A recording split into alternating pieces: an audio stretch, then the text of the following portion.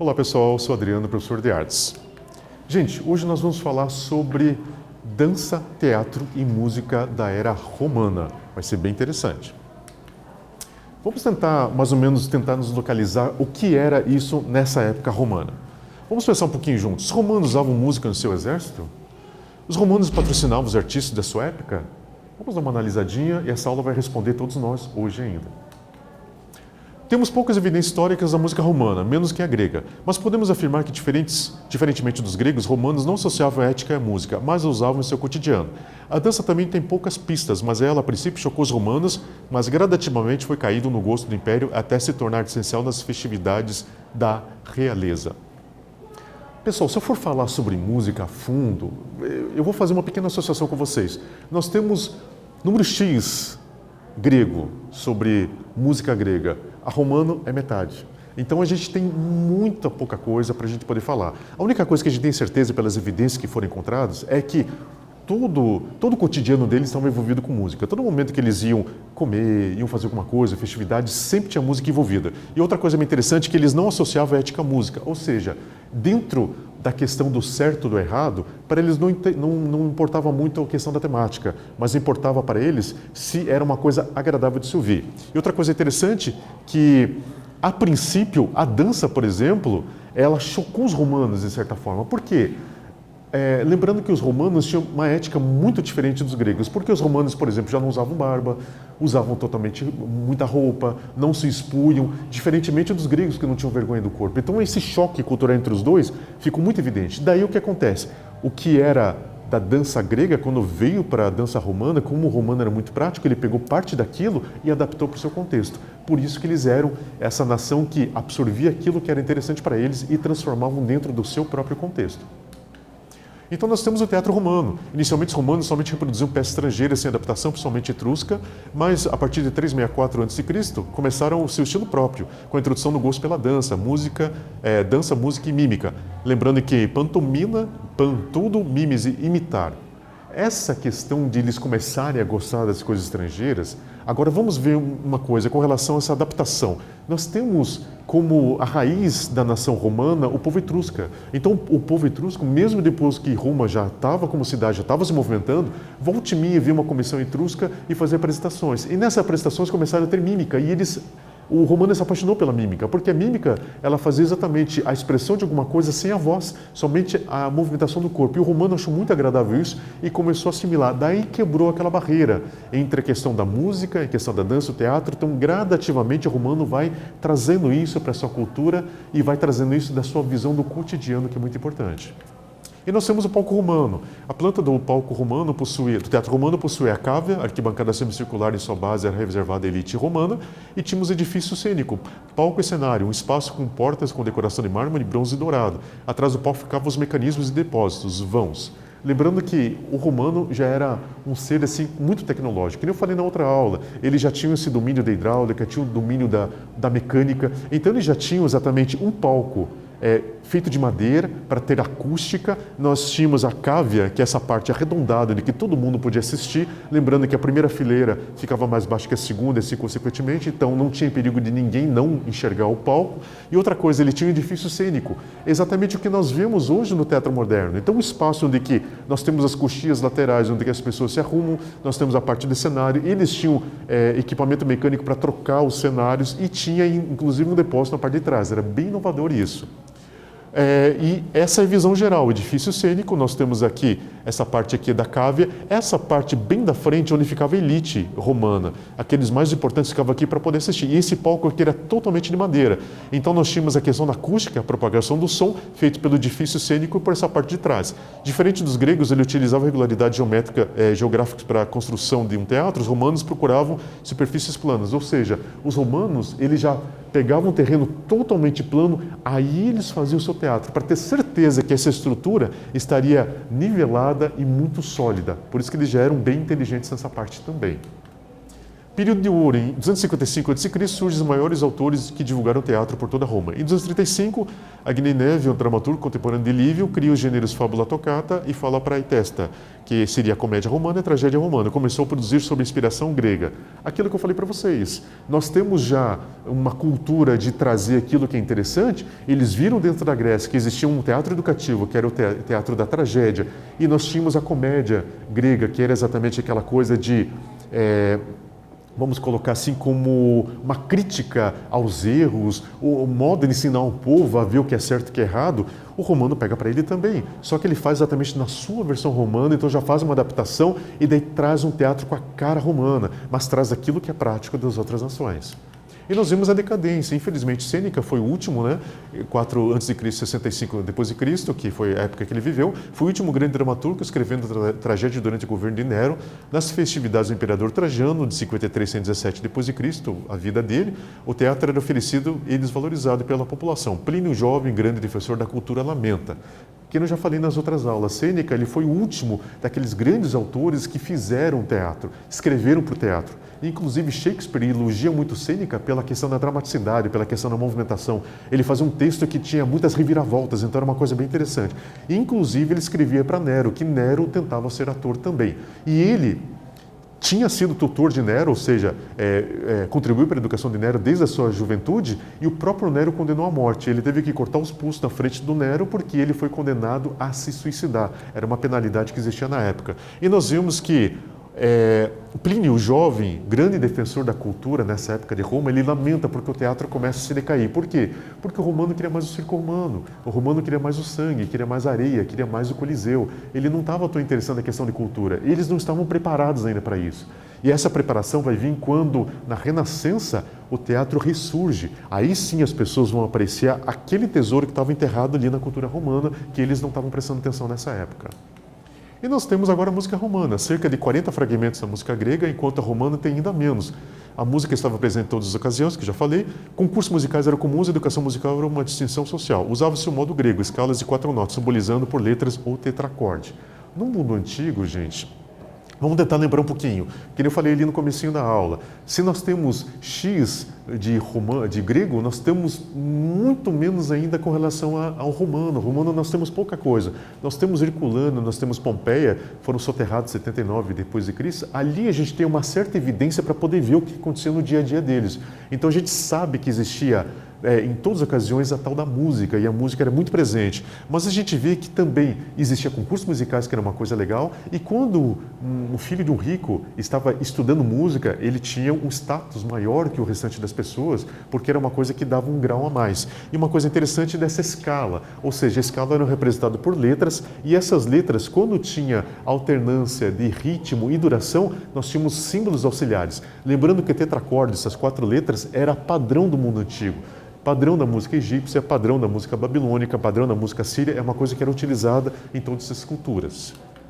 E nós temos instrumentos musicais. Agora, lembrando que nós tínhamos os instrumentos musicais no âmbito civil, só que no âmbito civil, eu falo para vocês, a música romana não era bonitinha, era até considerada pelas nações em volta como barulhenta, meio até de mau gosto, mas dentro da configuração militar, a música ela era muito importante, porque quando os inimigos ouviam aquelas trombetas de Roma, o pessoal se apavorava, porque sabia que vinha bomba. Então a gente tem a formação militar utilizando instrumentos de sopro e percussão para poder se comunicar com um grande número de soldados ao mesmo tempo. Ação decisiva no caos da batalha, uma sincronização da infantaria, cavalaria e artilharia. Se vocês olharem, gente, aquele filme Gladiador, todo mundo com certeza já assistiu, vocês vão ver aquela fase inicial que tem uma grande batalha, que o general está lá e começa a ter, ele vai para a cavalaria e começa a ter artilharia. Então, o que acontece? É organizada a artilharia, é feita uma sinalização com bandeiras, só que os instrumentos tocam, dizendo que é o momento da artilharia se armar. A artilharia se arma, agora imagine o caos de uma guerra, você ouve aquele sinal musical, você começa a artilharia. Tem um sinal para encerrar a artilharia, para entrar a infantaria e pela lateral entra a cavalaria. É dado um sinal visual, que é uma flecha, mas é dado sinal por música. Então todo mundo fica alertado que vai acontecer daquele momento. Então ele sabe que tem um código de cavalaria que está vindo por trás e tem o código de infantaria. Então nesse momento eles são avisados sonoramente e visualmente. Esse é o papel da música no meio militar. Dentro daquele caos, aquela gritaria, aquele banho de sangue, quando você ouvia uma ordem pelos instrumentos de sopro, você sabia o que tinha que fazer. E até hoje o Exército, a Marinha Aeronáutica usa esse tipo de coisa. Eles usam essa sinalização por som que fica muito mais fácil dar a ordem dentro do caos. E nós vemos os instrumentos que eram utilizados. Nós temos a tuba, que era esse primeiro, que são as cornetas, usado muito na questão dos ataques. Nós temos o corno, que é exatamente esse instrumento enorme. Isso era muito usado no meio da infantaria, porque ele se propagava de uma forma muito circular, assim, todo mundo em volta conseguia ouvir. E nós temos a buzina. A buzina também era utilizada dentro do meio militar. Também tem um som muito forte, ele se propaga muito. Então esses eram instrumentos principais que eram utilizados dentro dos ataques romanos e também dentro dos seus acampamentos, da ordem do seu acampamento e da sua marcha. Lembrando que dentro da logística romana, quando uma centúria andava pelas estradas romanas, era um objeto de logística. Então tinha ferreiros, tinha soldados, tinha carpinteiros, tinha todo mundo, toda a parte de engenharia e exército andando junto dentro dessas estradas. E eram organizados por quê? Pelos sinais sonoros para saberem o momento de parar, o momento de acampar, o momento de partir. E nós temos instrumentos civis. Festividades populares, banquetes, prestações de circo, dos gladiadores usavam música em suas realizações. Nós temos a tíbia, aulo grego é aquela flauta dupla, que tem um som muito parecido com o clarinete. Nós temos a flauta de pan, que é igual ao que nós usamos atualmente. E nós temos a cítara, que é uma lira com caixa de ressonância, que era muito mais famosa dentro de Roma do que a própria lira. A lira já era mais famosa no meio dos gregos. E nós temos tambores e chocalhos, música muito ritma. Isso é bem interessante, gente. A música romana, ela é muito ritma, por isso que ela combinou melhor dentro do meio militar, porque tem aquela coisa da marcha, aquela coisa da marcação pé direito, pé direito, pé direito, pé direito, pé direito, pelo ritmo, então fica muito mais evidente que não combina tanto para a música dentro de uma casa, que seria uma coisa mais suave, então por isso que a música romana era considerada um pouco barulhenta. Vamos fazer um exercício, gente, só para lembrar o que a gente viu até agora? A música está presente em contextos militares hoje em dia? Explique. Cite alguns exemplos para mim, ok? Fico aguardando vocês. Até daqui a pouco.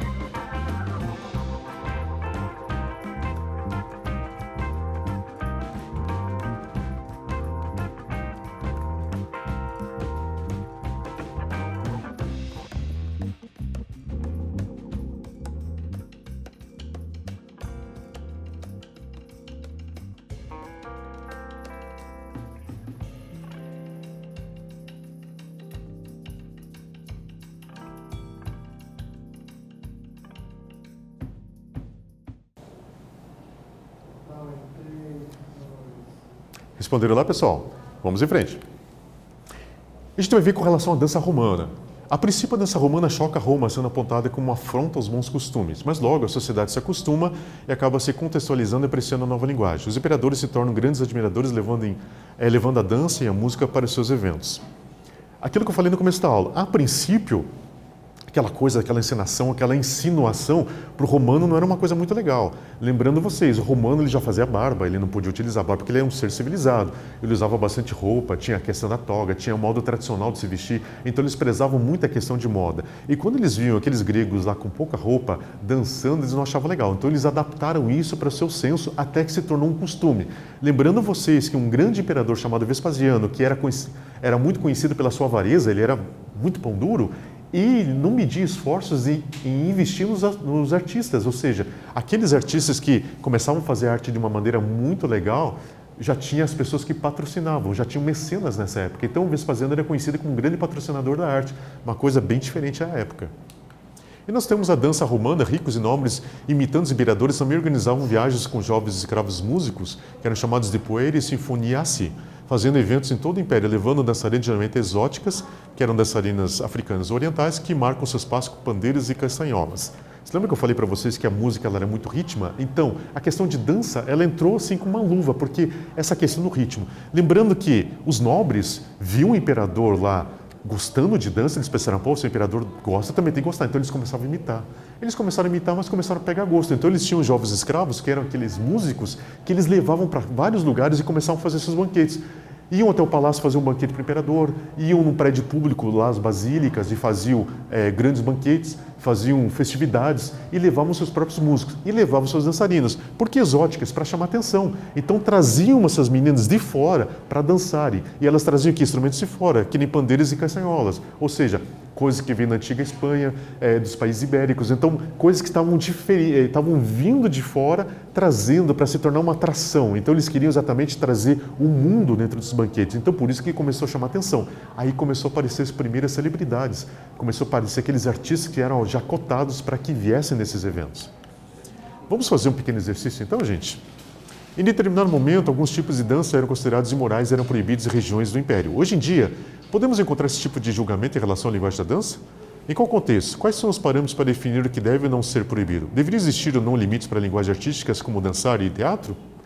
Dá uma pensada nisso. Tem que ter limite? Escreve para mim, eu quero ver a tua opinião. Já voltamos.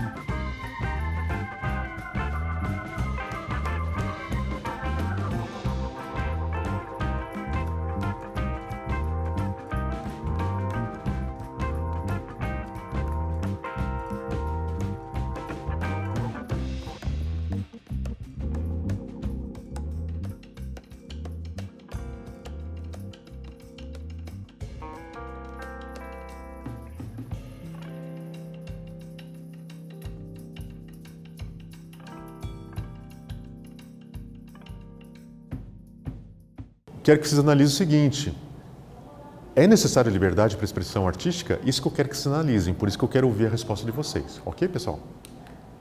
O que nós vimos na aula de hoje? Lembrando uma coisa que eu esqueci de comentar. Você lembra que eu falei que começou a aparecer as primeiras celebridades dentro da música, dentro da dança? Na verdade, o que acontece? As pessoas começaram a ser procuradas para serem chamadas para tocarem ou para dançarem. Só que em dado momento o teatro começou a ter força. E nós temos ali, como eu falei do Sêneca, foi o grande último momento, mas nós temos o período de ouro. Quando veio a tragédia romana e a tragédia romana e a comédia romana, começou a se propagar muito a questão dos grandes atores. E daí o que acontece? Aquela fama da dança e da música começou a baixar um pouquinho, entrou um pouco de declínio, mas nem tanto, eles ficaram um pouco menos famosa. Dessa coisa de procurar grandes celebridades, as divas, assim, aqueles que davam inspiração, foi para o teatro. Então o teatro começou a ser o must, enquanto a dança e a música começou a ser importante também, só que um pouquinho menos. A única coisa que ficou no mesmo altura do teatro foi o canto de coral, que também começou o desenvolvimento lá, e a gente vai ver que na Idade Média o canto de coral tem um grande espaço. E isso já é herança romana. Então nós vemos que a dança, a música de coral, o canto de coral e o teatro, aí sim tinha as grandes celebridades da época, que eram, digamos assim, as grandes estrelas. Como nós temos estrelas hoje do cinema, a estrela do cinema na época eram os atores e eram os cantores de coral. O que nós vimos na aula de hoje? Nós analisamos o contexto musical na Roma Antiga. A gente viu como uma música, ela vem de uma forma assim que não foi muito bem aceita, mas de repente foi adaptada. E como o romano era um ser muito prático, ele pegou aquilo que achava melhor e colocou para o seu contexto. E nós vimos também como a dança, o teatro se manifestam no Antigo Império. Ou seja, a gente vê que todas as artes, a música, a dança, o teatro, tem uma grande transformação, tem uma grande adaptação, porque Roma, ela tinha aquela visão. Grande conquistador, ele tinha que ser o local ideal no mundo, o império que era dono do mundo. Então ele queria transparecer aquilo que era do melhor. Então por isso que ele adapta, coloca da sua singularidade romana, do Império de Ferro, aquela coisa da força, e espalha essa cultura para todo mundo, e dessa forma ele é assimilada essa cultura. Ok, pessoal? Espero que a aula de hoje tenha sido proveitosa, nós possamos ter aprendido bastante, e nos encontramos a outra oportunidade. Até, pessoal. Tchau, tchau.